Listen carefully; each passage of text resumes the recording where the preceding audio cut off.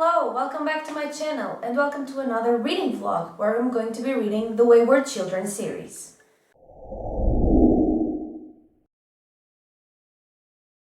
So when I say that I'm going to read the Wayward Children series, I mean to say that I'm going to read the books that are already out because the series is not over. But basically, the Wayward Children series is a fantasy series of novellas, and it's basically about children who find doors that lead to other worlds and their adventures on those worlds. And I've been wanting to read this series for a while, and the sixth book came out this year.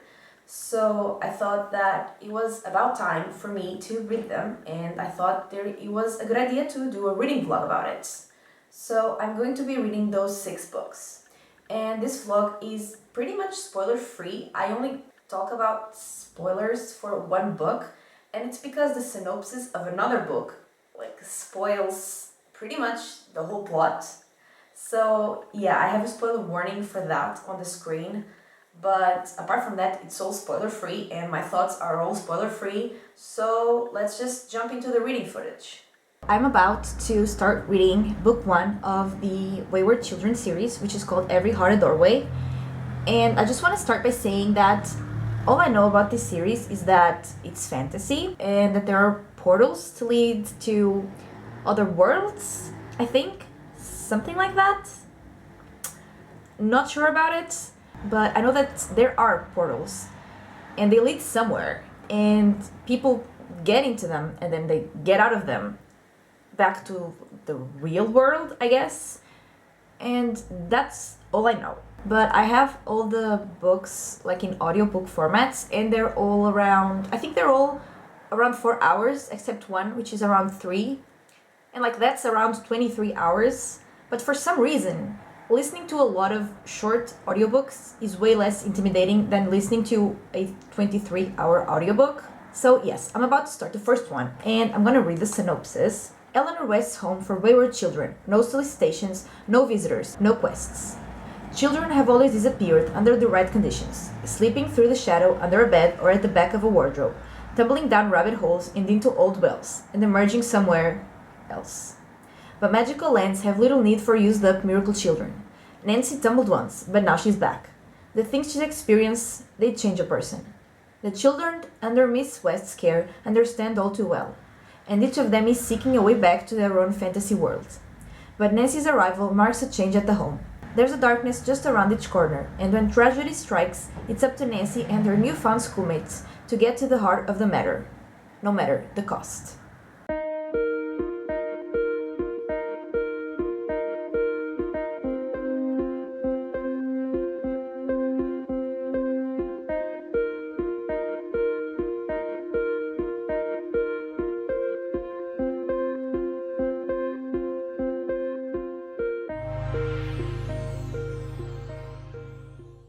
I finished reading Every Heart a Doorway, and I liked it, but I didn't love it. And so basically we got to know Nancy and other characters at the school, and we got to know a little bit about the worlds they were in, but I feel like we didn't get to see enough. But yeah, personally, I would have loved to see more of those worlds. Not just the characters talking about them, but actually seeing their experiences there. But yeah, we didn't really get that. However, it was very interesting to get to know all the different personalities of the characters because they were kind of associated with the worlds they were in. Because basically they just felt like themselves in those worlds. They felt like those were the real worlds where they belonged, and I just thought that was really interesting. And this school is just for kids that feel like I just said, those other worlds were where they really belonged and they want to get back there. But there are other schools for kids who don't want to go back to those worlds, and it was not a pleasant experience.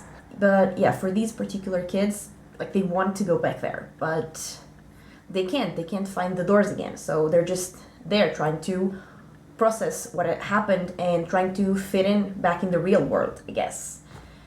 And so, yeah, that was interesting, but like I said, I would have loved to see the actual worlds, and I don't know if we're gonna get that in the other books of the series, but I really hope so. And also, there was like a murder mystery thing that honestly I didn't really care about, so I didn't love that either. So, yeah, like I said, I enjoyed it. It was fun, but wasn't great. I didn't love it. I think it's around like 3.5 stars for me. But book 2 is called Down Among the Sticks and Bones. And I'm going to read the synopsis. Twin sisters Jack and Jill were 17 when they found their way home and were packed off to Eleanor West's home for wayward children. This is a story of what happened first. Jacqueline was her mother's perfect daughter, polite and quiet, always dressed as a princess. If her mother was sometimes a little strict, it's because crafting the perfect daughter takes discipline. Jillian was her father's perfect daughter, adventurous, thrill-seeking, and a bit of a tomboy. He really would have preferred a son, but you work with what you've got. They were 5 when they learned that grown-ups can't be trusted. They were 12 when they walked down the impossible staircase and discovered that the pretense of love can never be enough to prepare you a life filled with magic in a land filled with mad scientists and death and choices. So, like from this synopsis, I guess that we are actually going to see that other world they're going into. So I'm definitely excited about that. But both Jack and Jill were in book 1, and there were quite a lot of focus on them. So I'm wondering if, like, book 1 didn't spoil book 2? I don't know. I mean, maybe it didn't, and we're just gonna see a lot of different stuff. But yeah, definitely curious.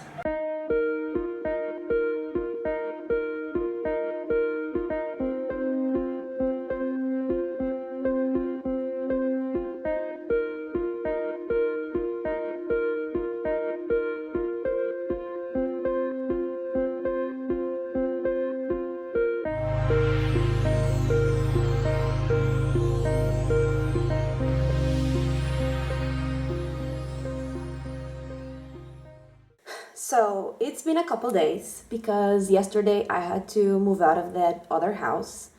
So I had to like pack everything, and it took pretty much the whole day, and it was pretty tiring. So I did not read at all yesterday. But on Wednesday, I did read Down Among the Sticks and Bones.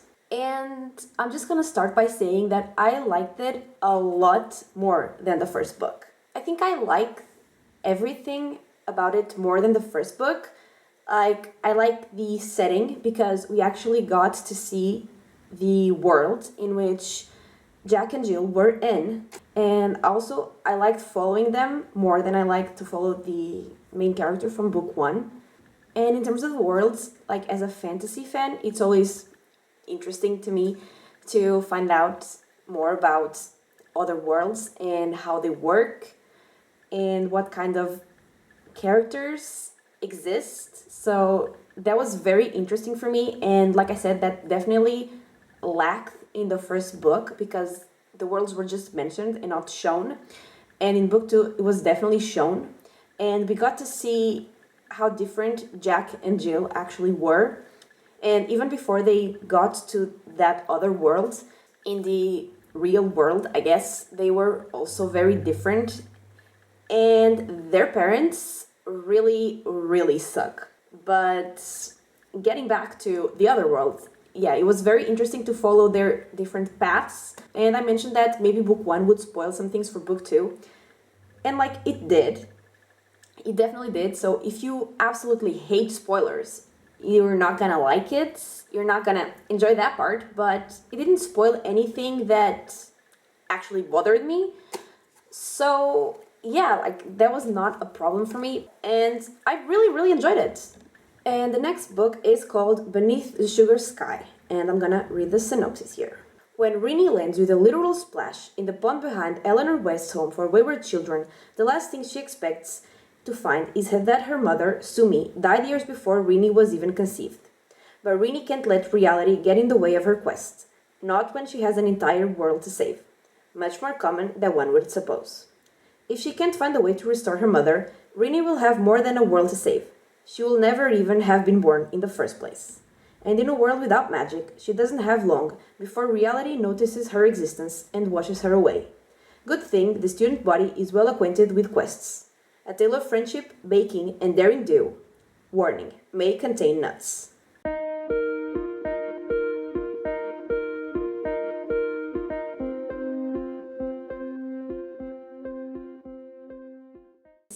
So, yesterday I read Beneath the Sugar Sky, and I did not love it. And it wasn't like in book 1 when I said that I didn't love it because we didn't see enough of the other worlds. Like, it was not the case. In book 3 we actually saw a lot of other worlds, but I still didn't love it. And I think I didn't love it because I didn't feel connected to any of the characters. There were a bunch of characters from book 1, and apparently I really didn't connect to any of them because I really didn't care about what they were doing or even like if they were in danger. And also Rini, who was trying to save her mom so she could also save herself, like, I did not care. And when you don't care about the characters and you don't care about their quests, you know, it's hard to actually like the story. The only thing that I was like really interested in was the different worlds and the world building and learning about how they work and the different kinds of people or creatures or whatever that are part of those worlds. Like, that was very interesting to me. So I really did enjoy that part. But yeah, I didn't really care about the characters, so yes, I really did not love it. But anyway, book 4 is called In an Absent Dream, and I'm gonna read the synopsis for this one. This fourth entry and prequel tells the story of Lundy, a very serious young girl who would rather study and dream than become a respectable housewife and live up to the expectations of the world around her, as well as she should. When she finds a doorway to a world founded on logic and reason, riddles and lies, she thinks she's found her paradise. Alas, everything costs at the Goblin Markets, and when her time there is drawing to a close, she makes the kind of bargain that never plays out well.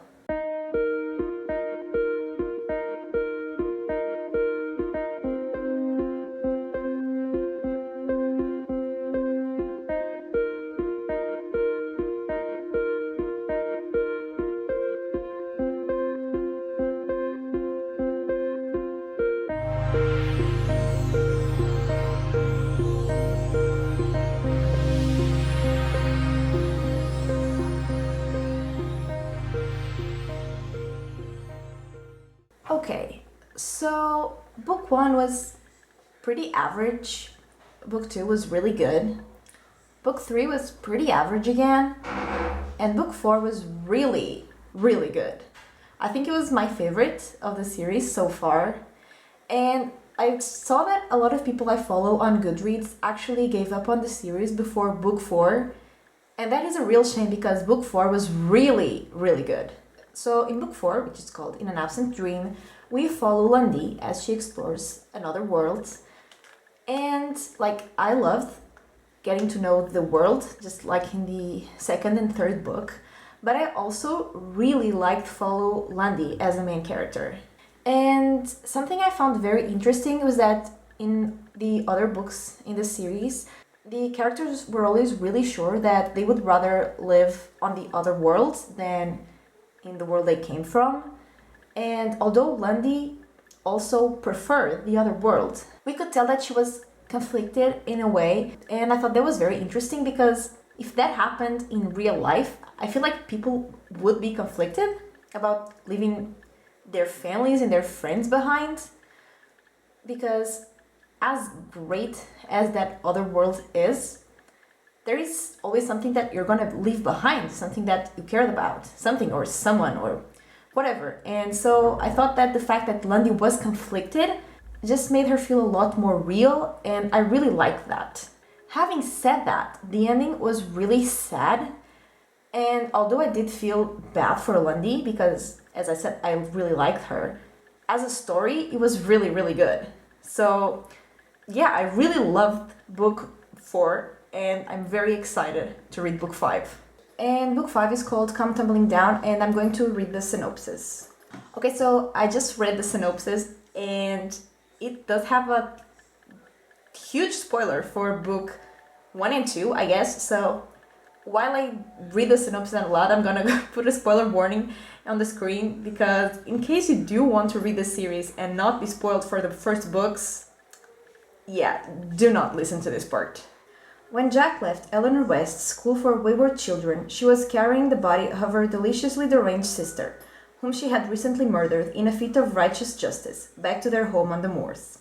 But death in their adopted world isn't always as permanent as it is here, and when Jack is herself carried back into the school, it becomes clear that something has happened to her. Something terrible. Something of which only the maddest of scientists could conceive. Something only her friends are equipped to help her overcome. Eleanor West's no quest rule is about to be broken. Again.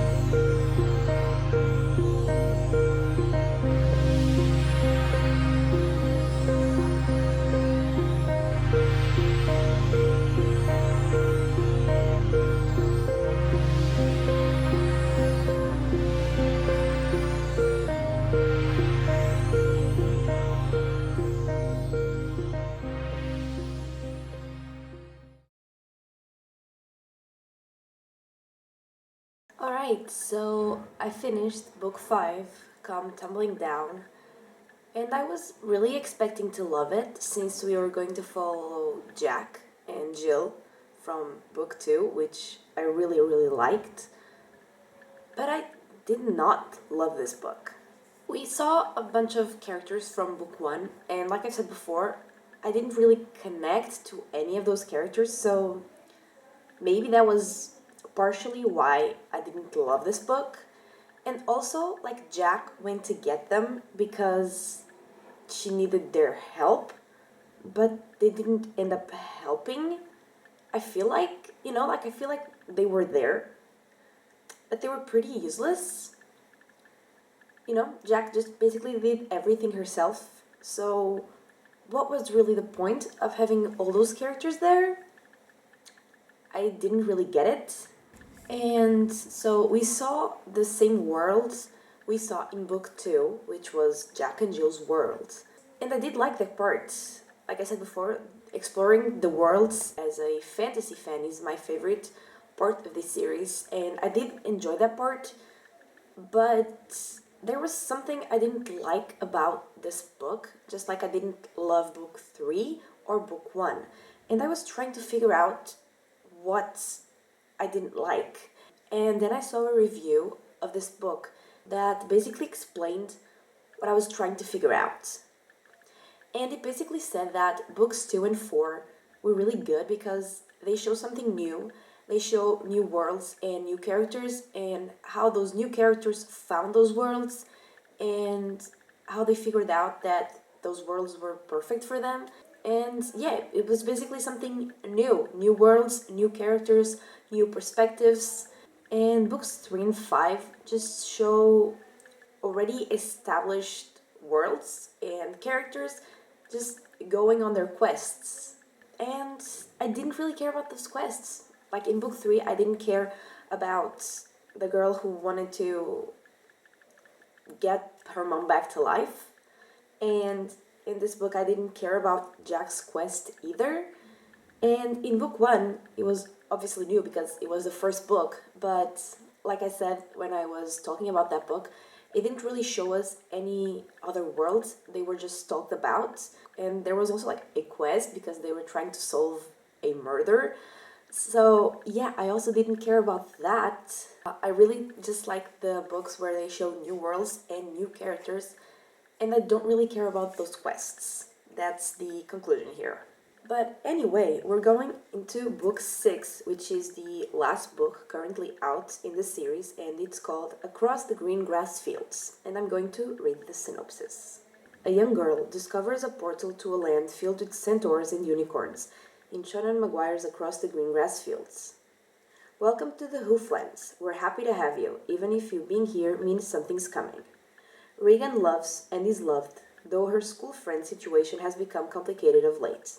When she suddenly finds herself thrust through a doorway that asks her to be sure before swallowing her whole, Regan must learn to live in a world filled with centaurs, kelpies, and other magical equines, a world that expects its human visitors to step up and be heroes.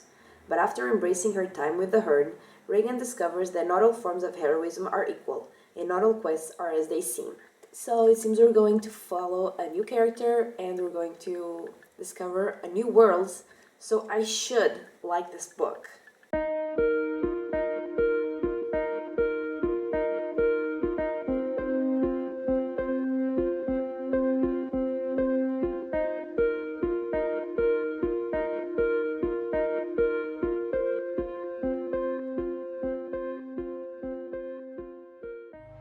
Okay, so I am actually about to film the intro and outro for this vlog, but I thought that I should probably talk about the last book before I do that. So the last book, Across the Green Grass Fields, I really enjoyed it. And like I said before, it was about getting to know a new character and a new world, so I was very excited for it, and I did really enjoy it. Not as much as the other worlds, like from book 2 and book 4. Those were definitely more interesting to me personally. But like if you love horses, then that's the world for you. I was definitely really enjoying following this main character and her interactions with the people from the other worlds. And I really liked the friendship that she developed with a girl from the other worlds. It was really cute. Like this book was really cute, except like the ending that was pretty sad and some episodes that were also sad, but mostly it was cute and I really liked it. And I wasn't like loving it as much as 2 or 4, but the ending was so good. Like I really loved the ending. Well, the ending before the epilogue, because the epilogue was sad and I don't want to think about it. I'm just gonna ignore that the epilogue ever happened, and we're gonna continue being happy for the end of the book without the epilogue, because I really loved it. Okay, so this series was very hit or miss for me, I feel like, because there were some books that I really loved, and then there were some books that were just okay. And well, let's start with the first book, which is called Every Heart a Doorway. And it was our first glimpse into this world. And as a first glimpse, I would have actually liked to get a real glimpse into those other worlds, because they were talked about as we followed the characters, but we never actually got to see how they were or see the characters in those other worlds. They were already back in their original worlds. And so, yeah, I would have really liked to see that. And also there was a murder mystery thing going on that I did not really care about. But I did enjoy it. I did enjoy learning about how the doors work. And even though I didn't get to see the worlds, I enjoyed the way they were talked about. And so I gave this book 3.5 stars. Book 2 was called Down Among the Sticks and Bones, and in this one we actually got to see another world, and that was really cool, and I really enjoyed following the characters from this book, Jack and Jill, more than I enjoyed following the main character from book 1. And maybe that wasn't because of the characters themselves, maybe that was because of the setting, because I actually got to see them do things. And since there were 2 characters, it was interesting that we saw 2 different perspectives of the same world, and I really enjoyed that. And I have to say that book 1 kind of spoils book 2 a little, but book 2 also kind of spoils book 1. So if you're really bothered about spoilers, you might have a problem with that, but like I said before, I don't hate spoilers that much. So I really enjoyed it, and I gave this one 4.5 stars. Book 3 was called Beneath the Sugar Sky, and in this one we actually got to see another world, but I didn't love it. And that was probably because we got to see the other world, but it wasn't a character discovering the world. It was just going on a quest to save another character. And since I didn't really feel any connection with those characters, I didn't care. Honestly, I didn't care about their quest. I didn't care if they saved Sumi. I think Sumi was her name. I didn't care whether they saved Sumi or not. So I was just like, okay, so I'm just here for the world building, which is very interesting. That world was sugary and it was fun for that, but I didn't love the plot itself, so I gave this one 3 stars. Book 4 was called In an Absent Dream, and this one was my favorite out of all the 6 books. I loved the main character, I loved the world, even though I would not love to live in it, just seeing it was really, really fun. I really loved it. I really loved how the character interact with the world and the other characters around her. And something I also really liked was that she was conflicted about whether she wanted to stay there or if she wanted to go back home. And I mean, she loved that world. She felt like that was her place. But she had people back home that she loved. And so I liked seeing that she was conflicted because I felt like the other characters from the other stories weren't. And I guess that made her feel more real, because even if you got to a place that was perfect for you, you would probably always feel conflicted about leaving the people you care about behind. So yeah, I really like to see that.